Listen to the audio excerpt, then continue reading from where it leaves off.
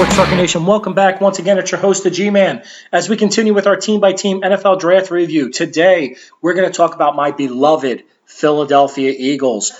The draft can be summed up in one word, and that's Wentz. Luckily for the Eagles, that this draft is going to be defined by how Carson Wentz does. I had said before, I like the aggressiveness. I like them going up to get the player. I'm not sure that I would have done the deal to get up to 2, especially in light of what played out in the draft with a guy like Laramie Tunsil plummeting all the way down there to where they could have selected him.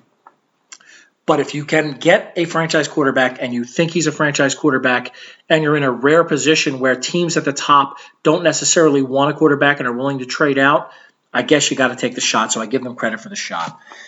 Carson Wentz is going to make or break this. I like him. I don't love him. I think if he's at his best, he could be Big Ben. Those are pretty big shoes. I do think his downside is pretty low. It could be that his athleticism doesn't translate, or it takes him 5 years to learn how to throw into the tighter windows, and he's with another team. I don't see that happening. I do think he's going to be a decent player. So Wentz at number 2, I have no problem with. Would have been a B draft with him at number 2 overall. If you count all the moves they made to get there, I think it probably stays a B because they did rid themselves of some terrible contracts. Thanks, Chip.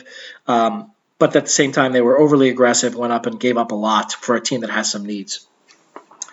The third round selection is where it really gets ugly for me.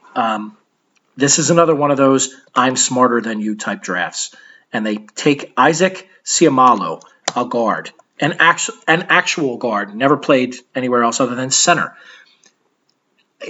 He played on a terrible offense. So you take an interior lineman from a team that couldn't run the ball, and he's your third-round pick, with a gasping need at running back. Kenneth Dixon, the most productive running back in college football history, when you count touchdowns, sitting there staring you in the face, and you take a guy like Isaac Seumalo.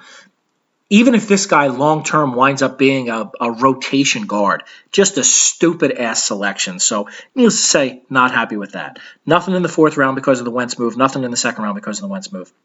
5th round. Now they try to address that need at running back. Wendell Smallwood. Great numbers in college. I heard a comparison to Jamal Charles because he can catch the ball. This guy is not Jamal Charles.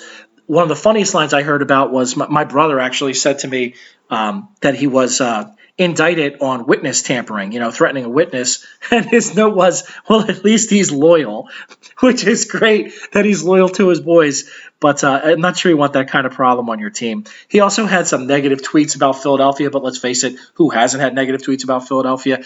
After the Flyers debacle of throwing the bracelets on the ice, we certainly give everybody enough reason to do that. I'm embarrassed because I'm actually a smart Philadelphia sports fan, and I don't take my pride in being the one who yells and screams and boos. But I understand the national perception now. I fought against it for a lot of years, but we continue to allow it.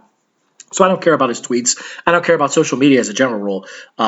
So Smallwood, as a player, I just don't love. But I certainly love him as compared to Hala Vatai. I'm not even going to try to get into his full name. Again, you draft an offensive tackle for a team that couldn't run the ball. I don't know why the Eagles continue to feel the need to do that. Caleb Benenoch was sitting there for them to take. Now, I guess he might have gone a little earlier. But had you taken him with the earlier pick, you could have had a guy like Benenoch or somebody like a Kyle Murphy from Stanford. Just a terrible pick. I like Blake Countess a little bit. He played poorly this past year in Auburn. He had played well in Michigan, though. I think he might be a long-term nickelback. I do like his ability to help out. I think he'll help on special teams as well, so I'm okay with that. My favorite selection the Eagles took, and what saved them from having a D draft, is Jalen Mills. I had him rated as the top safety on the board, probably a second-round talent. So did most of the true experts, although I consider myself more of an expert than they are. He had a lot of problems. He had an assault charge.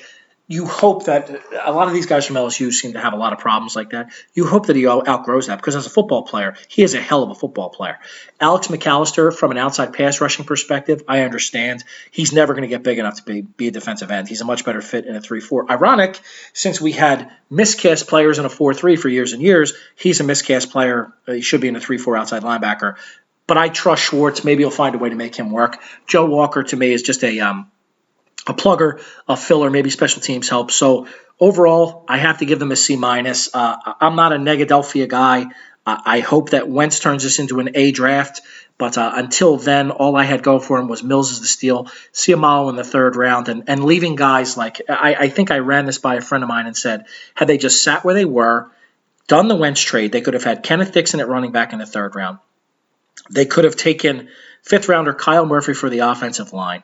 They could have had Listen B to be a speed receiver. They could have taken Scooby Wright and Tyler Matakevich to play linebacker for them.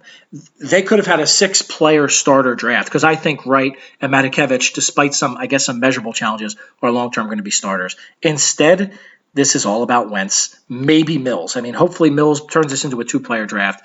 But overall, not a good job. Unfortunately, I'm beginning to believers that say, I've been a big supporter of Howie Roseman. I think he does a great job in the offseason. I think he knows the league. I think he knows contracts. And I think he knows how to move around. When it comes to player personnel, the jury is still out. And let me tell you, the jury's not so hung anymore. Most of the jury is coming back with a guilty verdict. So hopefully I'm wrong. Let's see what Carson Wentz does. Go Eagles. With your 2016 NFL team-by-team review of the Philadelphia Eagles, I'm your host, the G-Man, and I am out.